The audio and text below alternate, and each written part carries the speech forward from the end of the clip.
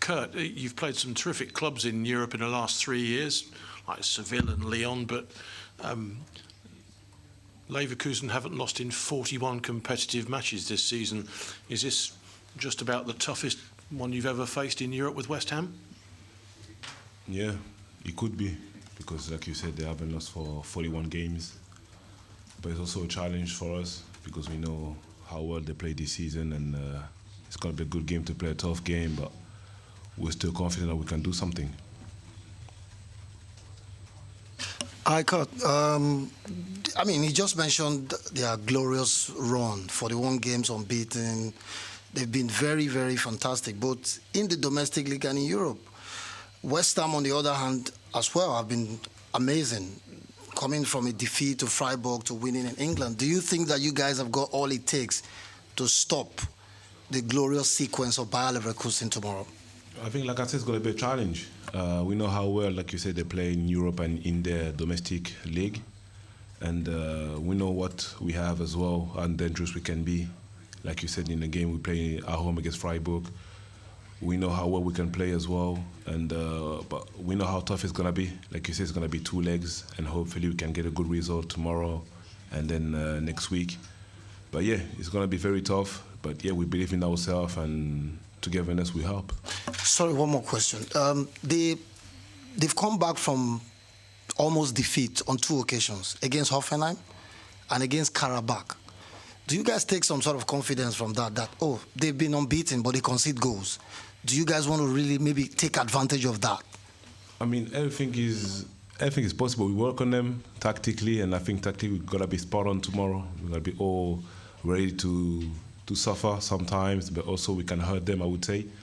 But yeah, like I said, it's going to be a tough match, and we want to make it tough for them as well.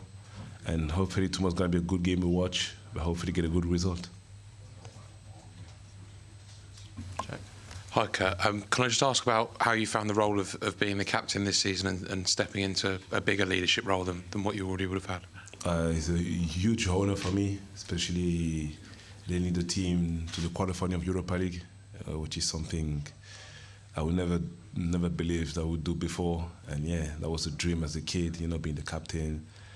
And yeah, seriously, I'm very lucky to be the captain of this amazing team, especially with a great group of players, top players outside in the pitch. So yeah, very proud. The journey you've had over the past couple of years, how challenging has that been to get to this point, and how rewarding is it to be sat where you are and having the role you've got, and who's helped you along that way as well? I went through a lot of ups and downs, like everyone, I would say. And my family helped me a lot. My teammates, all the coaches that I had throughout my career as well, and also my old teammates that I had in different clubs. I had a chance to play with some good leaders as well through my career, and I think all of that helped me to be where I am today. And obviously, just living the moment and enjoying that moment. Hi, Kurt. You watched Declan lift the trophy last year. Have you allowed yourself to dream about doing that as a West Ham captain this season? Yeah, that'd be a dream, and also an objective, I would say. We're not too far away, still many games to go, starting from tomorrow, which is going to be tough. But yeah, we all believe that we can do it. I think we've done quite well the last 2 seasons in Europe, and hopefully can do as well this year.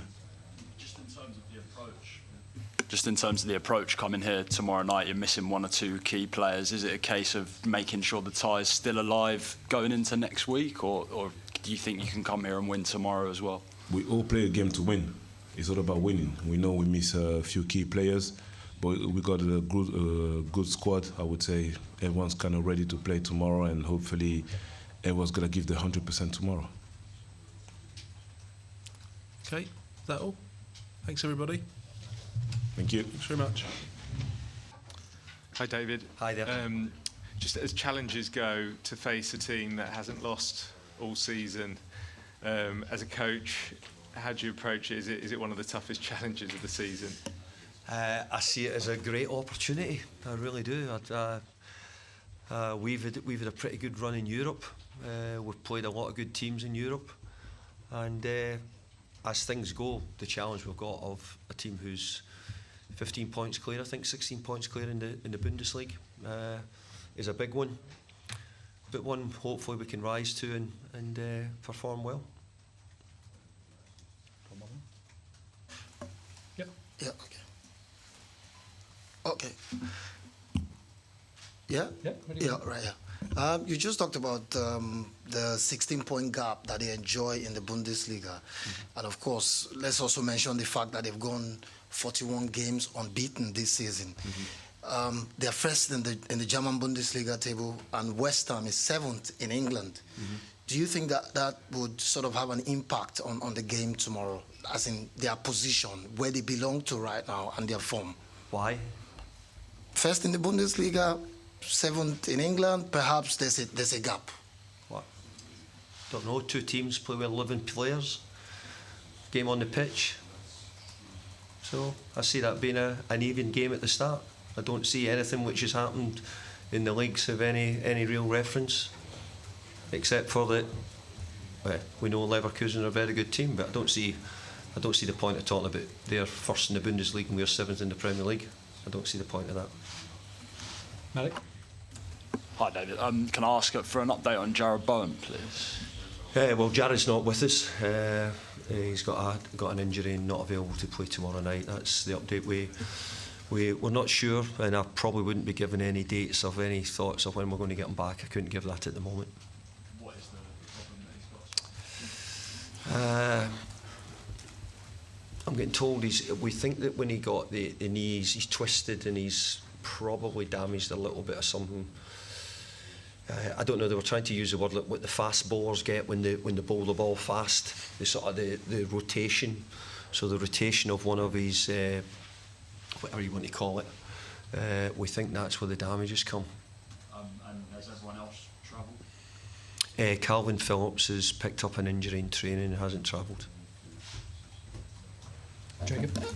David, obviously Jared's been so important this season, scored so many goals. How big a miss is he going to be tomorrow night? Jared will always be a miss because of his importance, and he's a boy who we've he's scored in memorable games for us, especially the final last year.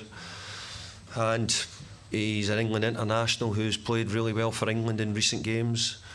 So I think he's a huge miss for us. But look, football happens. I think throughout certainly in our country, I think we're finding a lot more injuries this season to players. No, maybe it's the demands, but overall, last week with those 3 Premier League games in a week was big demands for a lot of Premier League players. You've got Edson Alvarez out as well. The record without him this season at times has been probably not what you would have hoped for. How much of a concern is it defensively that he's not going to be there? Well, again, we've only got ourselves to blame, but we have to find a way of getting that covering for him, because he does a good job for us in different ways, and we have to play without him. That's what happens. Jack? At Cal, we think so. He kicked the back of one of the boys' legs, and we think he's just tweaked a little bit of a lower hamstring, just at the back of his knee. I don't think he's long term. No, I don't think so.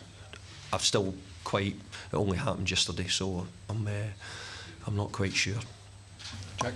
David, given the form by Leverkusen have had this season, obviously their unbeaten run, does it feel any way similar to the Sevilla tie a couple of years ago, where the expectation was heavily with the opponents and you pulled off a surprise?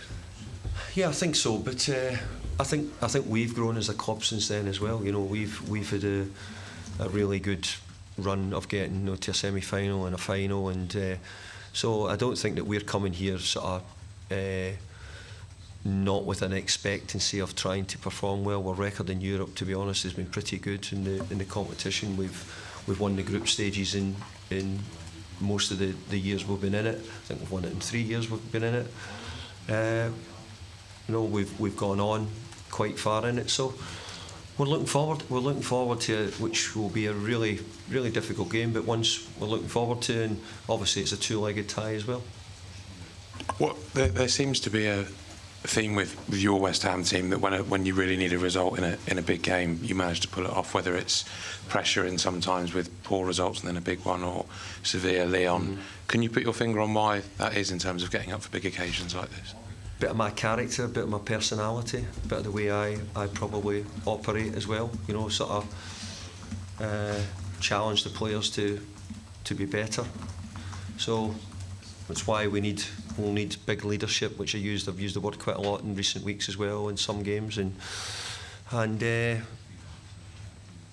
players to show a level of composure, tactical understanding, with the knowledge that we're in the first game in a two-legged tie away from home to a side who are won 40 games or unbeaten in 40 games and are doing incredibly well in their division. So we have to try and be able to handle that as well. Mike?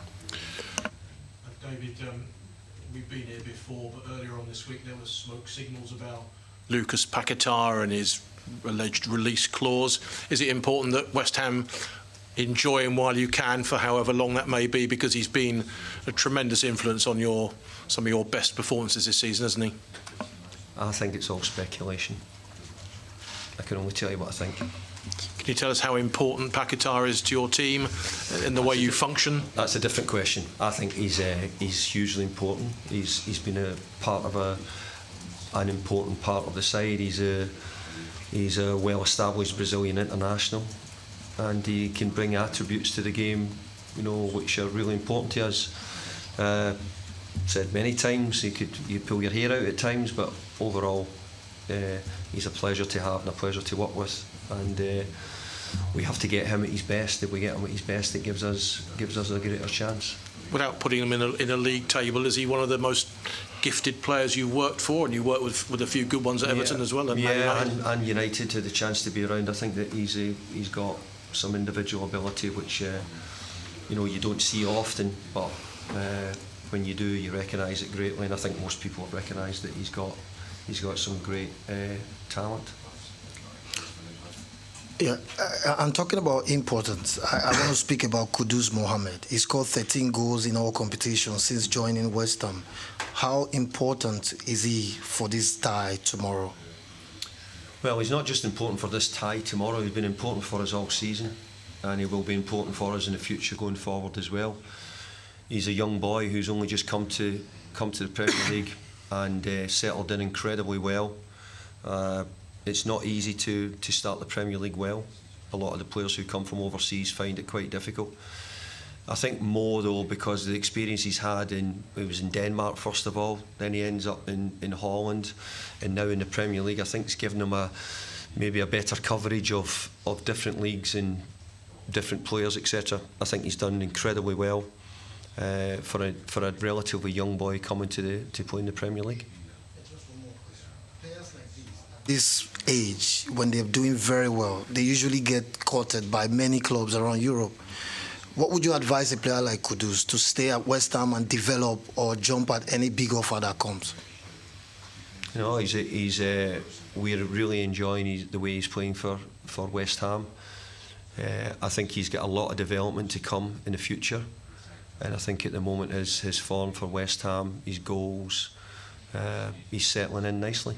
Okay, final one, Jake. Sorry, can I just check, is Areola here? No. Okay, thanks everyone. Thank you. Thank you.